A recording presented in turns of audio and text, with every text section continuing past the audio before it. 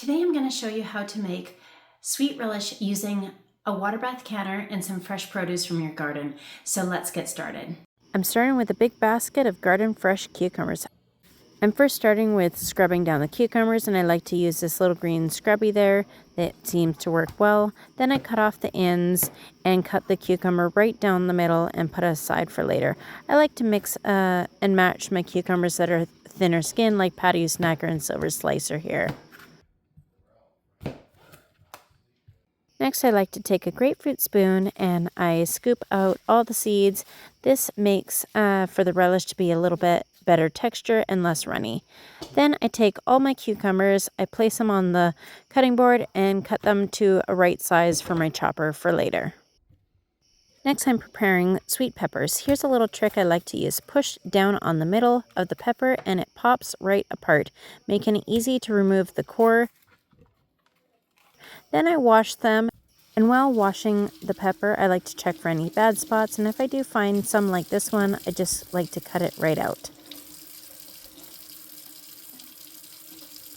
Then after they're washed, I cut them into chunks for the chopper.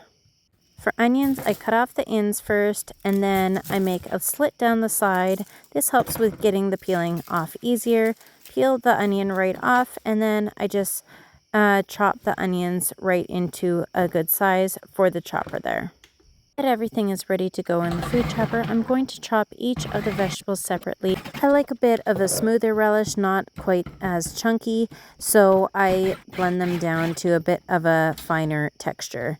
But you can blend them down to whatever texture you like best.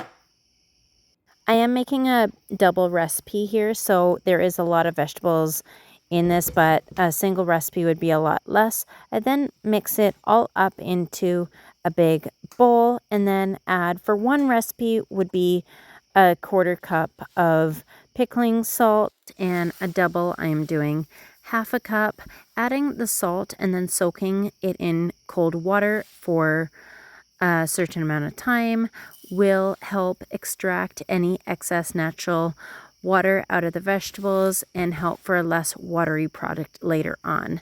So now you can see I'm adding the cold water. I let them soak on the counter in this cold water for 2 hours, and then after the 2 hours I will drain the water out, rinse it, and drain it again. Last night I cut all the vegetables and it got a little bit too late once all that was done to start the canning process. So I let it sit in a strainer covered in saran wrap in the fridge overnight. So that way I even got even more liquids drained out of it. So now it's ready to start canning. As you can see right there, I have my water bath canner already on the stove, ready to go with some hot water in it. And I will turn it on. I like to put hot water in it right away, so that way it doesn't take as long to heat up, because with relish it is a really quick process and doesn't take long to make. The longest part of making relish is chopping the vegetables. Now all I'm doing is washing my jars and my rings in some hot soapy water, and then going to be transferring them into the oven, which is already set at 275 Fahrenheit to sterilize the jars. Getting the last of the jars into the oven, and I like to space them a little bit out and have them in rows of 3. That way they're easy to grab later on there. Okay, so now I'm going to make the liquid part of the relish. So I'm going to be combining 2 cups of vinegar with 3.5 cups of white sugar, and then a tablespoon of celery seed and a tablespoon of mustard seed. But I am doubling the recipe, so I have already pre-measured out all the double quantities of the vinegar and the sugar.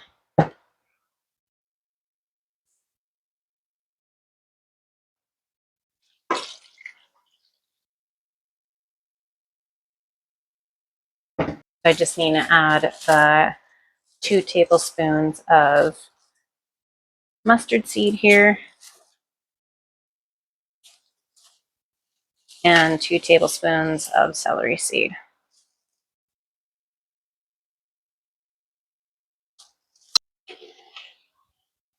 So you just combine all these items and you heat it until it comes to a boil there.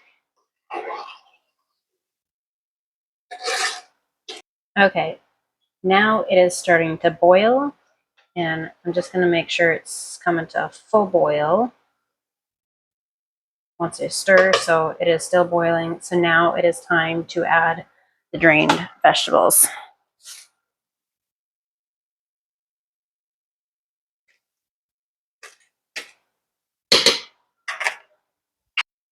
So the drained vegetables are added. So I'm going to bring this back up to a boil and then simmer it for 10 minutes there.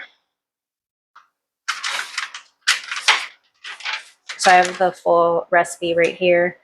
This recipe I actually got from someone who I traded garden seeds with in the past on a garden seed trade page. Appreciate her for sharing her recipe with me because I've been using this recipe for about 3 or 4 years now, and it's absolutely delicious. So I also have made her dill pickle relish as well, and that one's a very good recipe this year. But I don't think I'll have to make that one this year because I still have extra from last year's relish.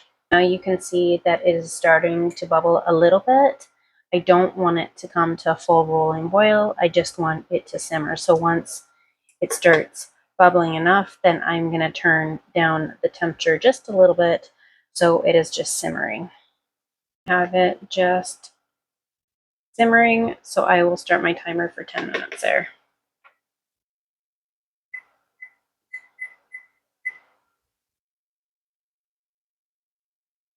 And I will be stirring occasionally so it is not sticking to the bottom. It's only been 5 minutes and you can already see that it is starting to thicken pretty good here.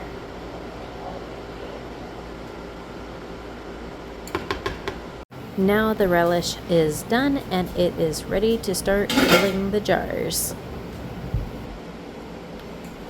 Okay, so I have my relish all ready to go, and I'm just going to take some jars out of the oven. And they are going to be very hot, so I use these pot holders there.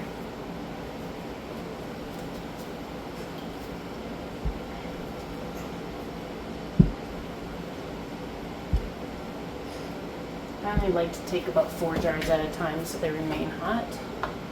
Put my little funnel on, and I use a little bowl so I'm not dripping everywhere here.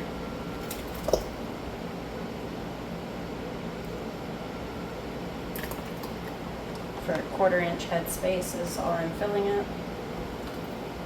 Once your jars are full, you just want to I take a plastic knife and I just check for air bubbles down the side there. And if you have to fill it up with a little bit more, you can.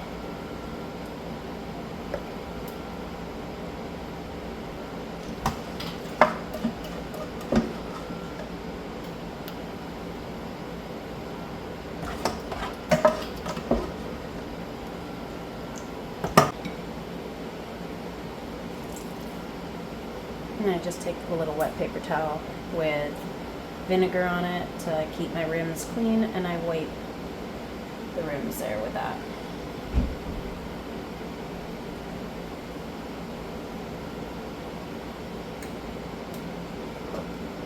On this, I have my Bernardin's lid sitting in some hot water here. I'm just going to use the magnetic tool and pop them on.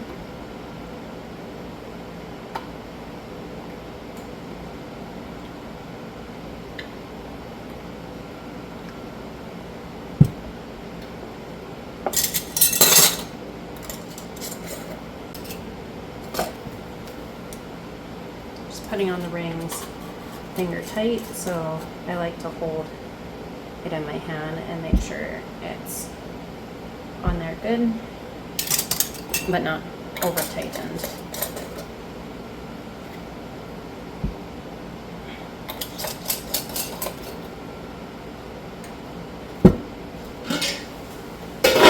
And I have my water already boiling. I'm going to take my tongs here, or jar lifter, whatever you want to call it, and start putting the jars in the hot water.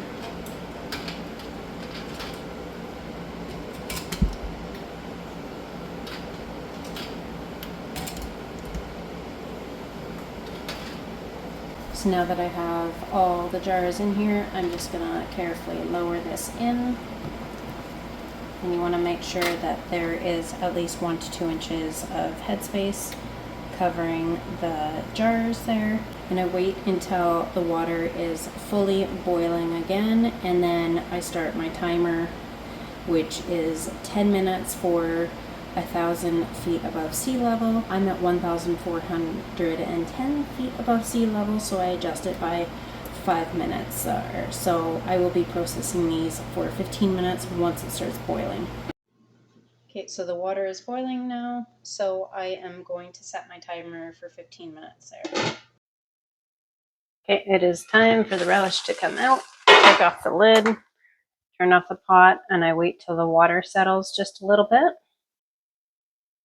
And then I just start lifting, draining the water off top. Ooh, it's already starting to pop.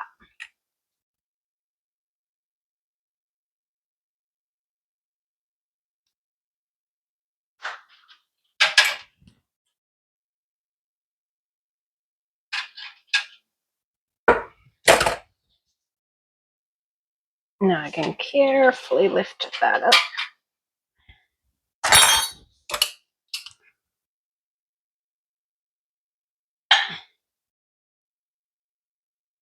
That is a good sound when you start hearing popping. That means they're sealing.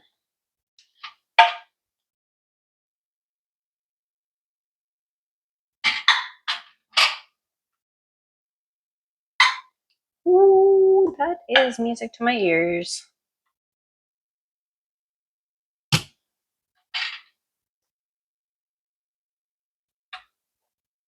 There we go. So now that the relish is out, I'm just going to let it sit there for 24 hours without touching it, and I will check on it tomorrow.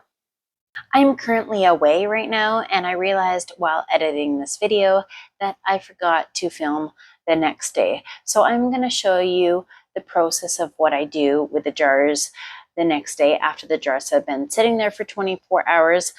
But I have previous footage of doing it with my apple butter. So this is what I do with the jars the next day. So here's the next day. The jars have been sitting for a while. Let them settle. I do not just store these jars like this. I prepare them so they can be stored properly, and so I know if the jars do unseal, this is what I do. So I take off the lid, and just to double check, I can lift it by the lid so it is sealed. What I do, because sometimes when jarring it up, they can still be sticky, I take a wet paper towel, I wipe the rim there. See, got some stuff from the rim there. And then I take a dry paper towel and I dry it really well on both sides. I know a lot of canners might shake their head and say, you store it with the lid off. That way you know if it's sealed, and then store your rings separately. I've never had an issue keeping my rings on the jars, but I don't put them on all the way. I make sure it's completely dry, and you can see there's some give. So when I go downstairs to my canning room, I double stack them as well, but I occasionally do the tap test on them. So all these have sealed because they all don't sound hollow, and the indent on the top is down, so that means it's sealed.